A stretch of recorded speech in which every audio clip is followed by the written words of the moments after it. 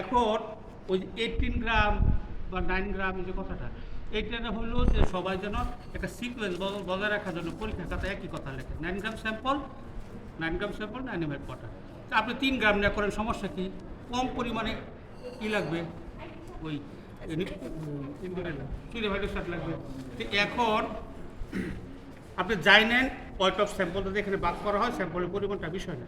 কিন্তু পরীক্ষার খাতায় যেন সবাই একটা লেখেন, এই জন্য শিটে বা হ্যান্ড নোটে লেখা আছে 9 গ্রাম স্যাম্পল। আপনি 3 গ্রাম নিয়েও করতে পারেন, কোনো সমস্যা নাই। 9 মণ নিয়ে করলেও ওই পরিমাণে আমার সোডিয়াম হাইড্রোক্সাইড লাগছে, কথা বুঝছেন? তারপরে যেমন মনে করেন এখানে দুধের সময় আমরা করছি কি, শুধু দুধ নিচ্ছি, ইন্ডিকেটর নিচ্ছি আর টাইট্রেশন করি।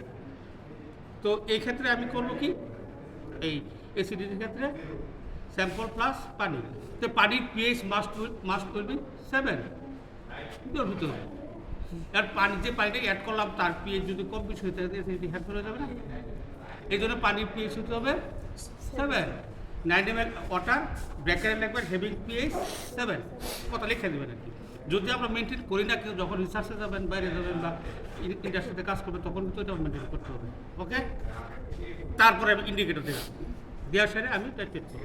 এখন এখানে আমাদের এররগুলো যে কেন হয়, পাস করে গেছে, চাকরি করে এরপরে এররটা হলো কালার ম্যাচিং। কালার ম্যাচিং করতে গেলে অনেক সমস্যা হয়। যেমন মনে করেন কালার আইসা যাওয়ার পরে বুঝে না, এই যে হানি প্রশ্ন এরা আরও অনেকেই বলি, এই চাকরি করতে বুড়ো হয়ে গেছে কিন্তু এসিডি করতে পারে, কারণ যে কালার ম্যাচিংটা পায়। তো বাইবাতে একটা জিনিস জিজ্ঞেস করে, যখন কালার আসতো তখন এটা পিএইচ কত থাকে?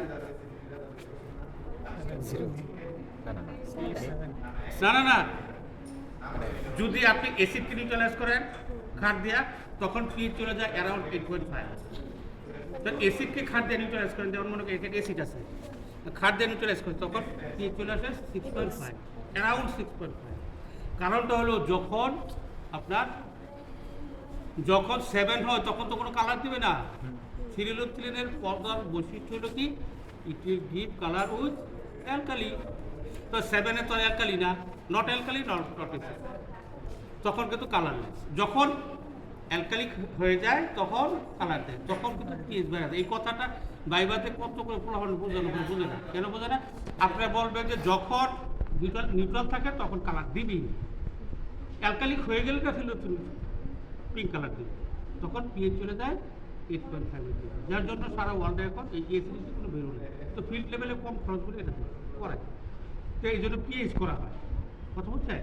যাই হোক, এটা আমরা করবো, এই জন্য করবো কালার ম্যাচিং জন্য একুরেট বিষয়। কালার ম্যাচিং করতে গেলে পাশে এরকম একটা সেম স্যাম্পল রাখবেন, দেখবেন জাস্ট কালারটা হোয়াইট থেকে পিঙ্কিশ হয়ে যাবে, তখন স্টপ করে দেবেন। এগুলো লিপস্টিক মতো লাল করার কোনোই প্রয়োজন নেই, কথা বলছে?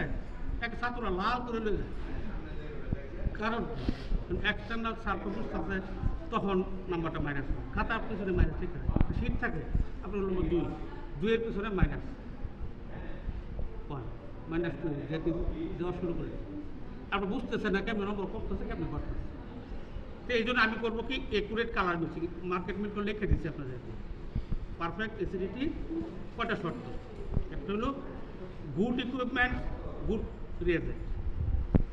গুড ইকুইপমেন্ট বলতে এই যে এই বুলেট থেকে ড্রপের কিন্তু মাত্রা আছে, বড় ছিদ্র থাকলে বড় বড় ফোঁটা আসবে, ছোটো ছিদ্র ছোটো ফোঁটা আসবে। লার্জ ড্রপে যদি বড় ফোঁটা পরে বরফ থাকে, তাহলে হবে কি, পিএইচ চলে যাবে 9-এর কাছে, তাহলে কি অ্যাসিডিটি হলো? এটা good equipment, good reagent. Good reagent হলো N/10 সোডিয়াম হাইড্রোক্সাইড, তার যদি নর্মালিটি N/10 সঠিক না থাকে, তার জন্য আমি করবো কি, এই N/10 সোডিয়াম হাইড্রোক্সাইডকে পয়েন্ট নর্মাল অক্সালিক অ্যাসিড সলিউশনটা টাইট্রেট করে দেখতে হবে। Standard point normal oxalic acid সলিউশনটা টাইট্রেট করে দেখতে হবে সোডিয়াম হাইড্রোক্সাইড ঠিক আছে কিনা। গেল গুড ইকুইপমেন্ট, গুড রিয়েজেন্ট। তারপরে হলো পারফেক্ট সাইড লাইটিং।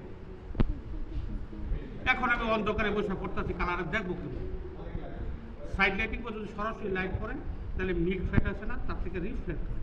মিল্ক ফ্যাটের এই আবার অনেক কি আছে, আপনি করবে স্যার করেছে যে ফসফোলিপিড কমপ্লেক্স, ইট প্রোভাইড মানে গ্লিসি, লাইটটা কি আসে, রিফ্লেক্ট হয়, চোখে পড়লে তো কালারটা বুঝবেন না। এই জন্য পারফেক্ট সাইড লাইটিং, সরাসরি লাইট পড়লে পড়বে না, পারফেক্ট সাইড লাইট। তারপরে accurate colour making. Accurate colour মেকিংয়ে দুইটা শর্ত আছে, একটা হলো সেম স্যাম্পল রাখবে অথবা কালার ম্যাচিং রড আছে। আবু হানিফ কালার ম্যাচিং রডটা দেখা মার্কেট আদারওয়াইজ একটা স্যাম্পল রাখবে। তারপরে হলো পারফরম্যান্স একুরেট আই ভিশন। চোখের দৃষ্টি ঠিক থাকে, তার সমস্যা আছে, কাজে আপনারা এটা করেন, পরে আমরা ফ্যাট করবো। কয়েকটা শর্ত মানতে হবে।